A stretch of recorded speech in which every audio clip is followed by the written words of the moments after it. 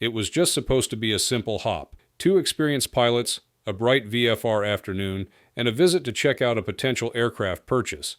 But within seconds of lining up for final approach, the aircraft plunged into a storage building and exploded into flames. The aircraft? A newly built RV-14A. The pilots? Both licensed, both deeply familiar with aviation. So how and why did this go so horribly wrong?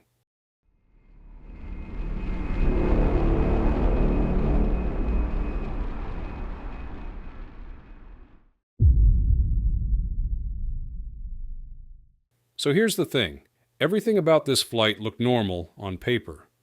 On July 21st, 2025, Kevin Lawrence, 62, took off from Alpena County Regional Airport in Michigan at 2:33 p.m.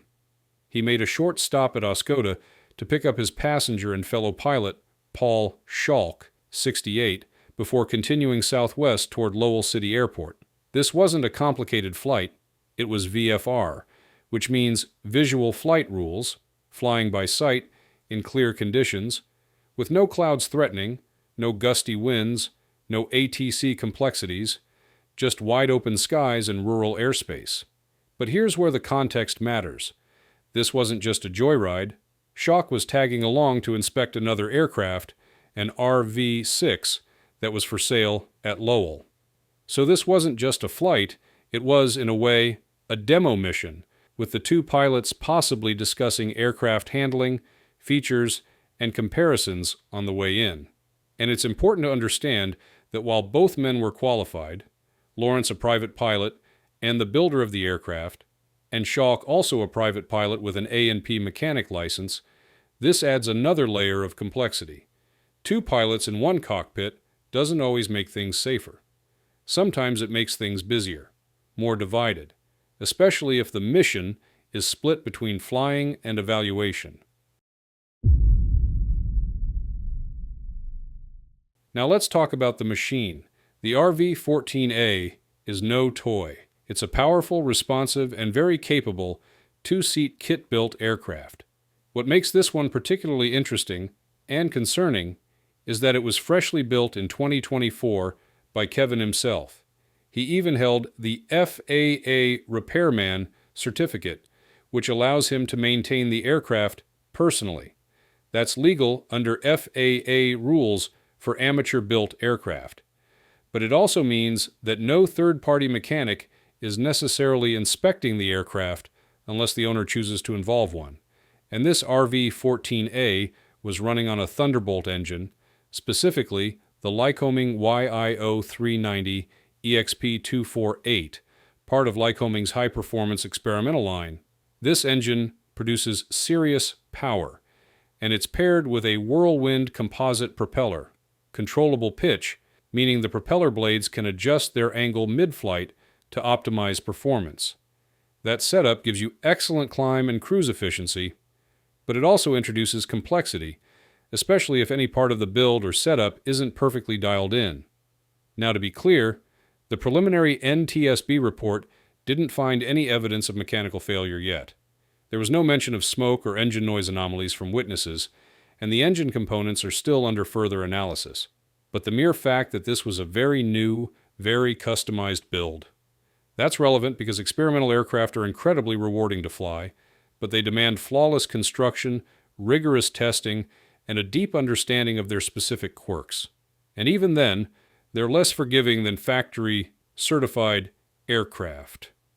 Also, we should note, while this aircraft was likely well cared for, it was also still in the early stages of its life, and early hours in experimental planes are often where small, latent issues, control rigging, airspeed calibration, engine quirks, tend to emerge. That doesn't mean that's what happened here, but it's a reality worth keeping in mind when we look at the final phase of this flight. Here's where things start to unravel, and quickly. According to the preliminary ADS-B data, the RV-14A was on a pretty standard inbound path to Lowell City Airport. It approached from the northwest, passed just west of the Flat River, and then made a southerly turn right over Lincoln Lake Road. So far, so good. But shortly after that, things got strange. Instead of entering a gradual base to final setup, the aircraft made a descending turn to the east, toward the final approach course for runway 12. And then, impact. Just 0.43 miles from the threshold. That's barely over 2,000 feet away from the runway. Now, here's what makes this part really important.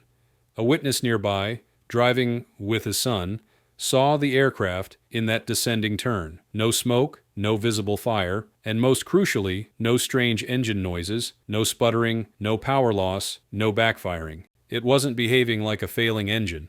In fact, it sounded like it was running just fine. So if the engine was working and the airplane was flying, what happened? Here's where we have to ask some tough but essential questions. Could this have been an unstabilized approach? Maybe an overshoot of base, followed by an aggressive correction toward final? That can happen, and in low-altitude turns, especially steep ones, the risk of aerodynamic stall spikes hard. That's when the wing stops generating lift due to high angle of attack. And if it happens in a descending turning configuration close to the ground, there's usually no time to recover. And think about the context. This wasn't just a routine landing, it was also a kind of demo flight, a visit to inspect another RV series aircraft. Could cockpit discussion have caused distraction? Was one pilot flying while the other was focusing on arrival logistics or scanning for the aircraft they came to see? We don't know. But these are the right questions to be asking, because the mistake, if there was one, wasn't obvious. And that's what makes it truly dangerous. When the aircraft hit, it struck a metal storage unit building, specifically whistle-stop self-storage, and the result was immediate and catastrophic. The crash triggered an explosion and a violent post-impact fire. The aircraft was completely consumed, along with the structure. What's really crazy is how fast everything escalated. According to reports, 13 fire departments responded. Residents who used the storage units lost personal property. Thankfully, no one was injured on the ground, but the sheer scale of the response speaks to just how intense this impact and fire were. As of now, the wreckage has been recovered and moved to a secure location for continued examination. That process will help investigators determine if there were any subtle mechanical issues, like a control surface malfunction or undetected structural flaw, that may have contributed to the loss of control. But from what we have so far, there's no hard evidence pointing to a mechanical failure before impact.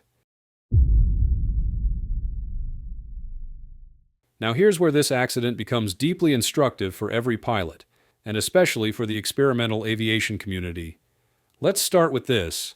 In the U.S., experimental aircraft builders are allowed to apply for a repairman certificate, and that means they're legally authorized to maintain their own aircraft.